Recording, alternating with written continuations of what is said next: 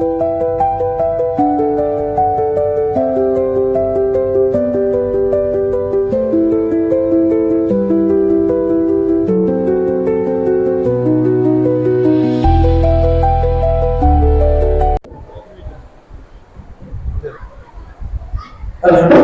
rabbil alamin wal aqibatu lil muttaqin wassalatu wassalamu ala sayyidina Muhammadin wa ala alihi wa sahbihi ajma'in amma ba'd. கண்ணியத்துக்குரிய அல்லாஹ்வின் நல்லடியார்களே, பெற்றோர்களே, தாய்மார்களே, மாணவ கண்மணிகளே, இன்று இந்த இடத்தில் நிற்கும் பொழுது 8-9 ஆண்டுகளுக்கு முன்பாக நாங்கள் எல்லாம் இங்கே ஓதியிருந்த ஞாபகமும், இதே மண்டபத்தில் இதே போன்று பேசியிருக்கின்றோம், பட்டிமன்றங்களிலே கலந்திருக்கின்றோம். அதையெல்லாம் ஞாபகத்து பார்க்கும் பொழுது இன்று இந்த இடம் எங்களுக்கு தகுதியற்றது என்பது தோன்றுகிறது. 7 வருடம் ஆலயம் படித்து விட்டதால் பாராட்டு விழா நடத்துகிறார்கள் என்பதாக அல்ல. ஆலயம் படித்தவர்களே நாங்கள் இந்த சரியத்திற்காக என்ன செய்ய போறோம் என்ற ஒரு ஊக்கத்திற்காக வேண்டி கொடுக்கப்பட்ட ஒரு பாராட்டு விழா. இதற்கு பிறகு நாம் என்னென்ன செய்ய போகிறோம், இந்த சரியத்தை பாதுகாப்பதற்காக வேண்டி என்னென்ன வழிமுறைகளை கையாளுகின்றோம் என்ற ஆசையை தூண்டுவதற்காகத்தான் இந்த இளம் ஆளுங்களை கௌரவிக்கும் விழா என்று உங்களுக்கு முன்னால் தெரியப்படுத்துகின்றது. பெற்றோர்களே, உங்களுடைய பிள்ளைகள் கண்ணியமானவர்கள் என்பதை மறந்து விடாதீர்கள். காரணம், நீங்கள் ஓடுகின்ற குரானை விட அவர்கள் ஓடுகின்ற குரானுக்கு கூலி அதிகம். உங்களுக்கு தெரிந்த சூறாக்களை விட அவர்களுக்கு தெரிந்த சூறா அதிகம். உங்களுக்கு தெரிந்த ஹதீஸ்களை விட அவர்களுக்கு தெரிந்த ஹதீஸ்கள் அதிகம். உங்களுக்கு தெரிந்த துஆக்களை விட அவர்களுக்கு துஆக்கள் தெரிந்தது அதிகமாக. வரலாற்றை நீங்கள் தெரிவதை விட அவர்கள் அதிகமாக தெரிந்திருக்கின்றார்கள். அல்லாஹ்வின் திருநாமங்களை உங்களுக்கு ஒரே ஒரு அல்லாஹ் என்ற வார்த்தை தெரியும், ஆனால் அவர்களுக்கு பல வார்த்தைகள் தெரியும். ஆக அனைத்து ரீதியிலும் உங்களை விட அவர்கள் சிறந்தவர்கள் என்பதை மறந்து விடாதீர்கள்.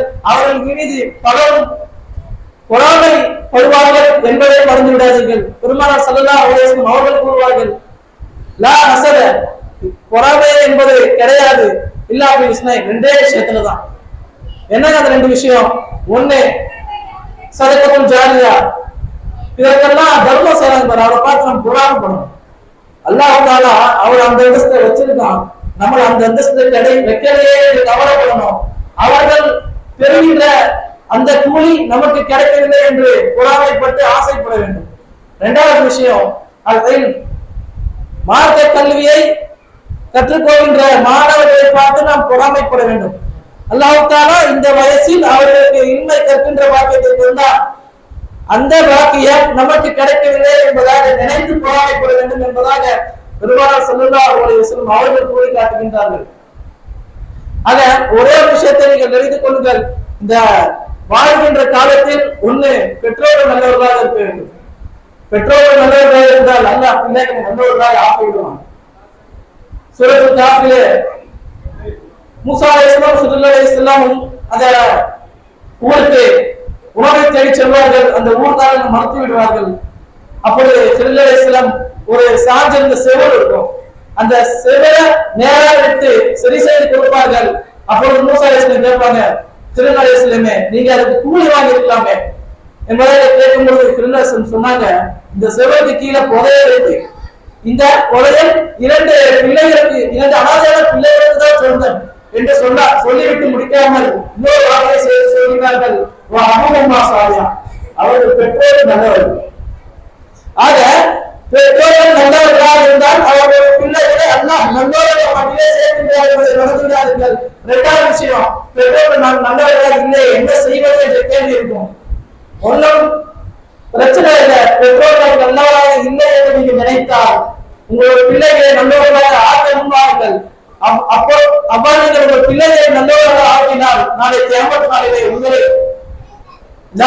சொன்னதை போல நாளை கியாமத் நாளில் உங்களை சொர்க்கத்தில் கொண்டு செல்லும் ஒரு நபராக உங்களுடைய பிள்ளைகள் இருப்பார்கள். பெருமானார் ஸல்லல்லாஹு அலைஹி வஸல்லம் அவர்கள் சொன்னார்கள், நீங்க இந்த உலகத்துல செய்கின்ற எல்லா அமலும் நாளை கியாமத் நாளிலே நீங்க மரணித்த பிறகு உங்களுக்கு வந்து சேராது. மூணே மூணு அமலை தவிர, ஒண்ணு அசதகத்துல் ஜாரியான்னு சொல்லுவாங்க.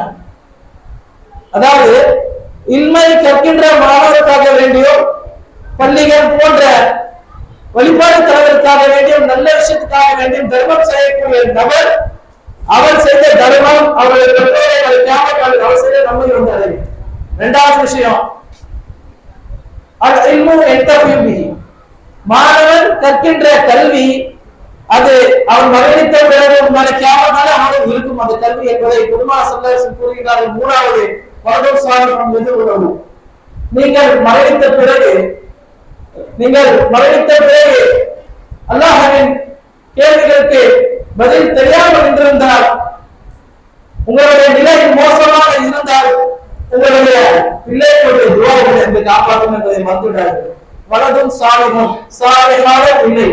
நீங்கள் நல்லவர்களாக இல்லை என்றால் உங்கள் பிள்ளைகளை நல்லவர்களாக ஆக்குங்கள் என்ற ஒரே ஒரு வார்த்தையை சொல்லி விடைபெறுகின்றேன். வாய்ப்பளித்த நல்லுள்ளங்களுக்கு நன்றி கூறி விடைபெறுகிறேன். அஸ்ஸலாமு அலைக்கும் வரஹ்மத்துல்லாஹி வபரகாத்துஹு.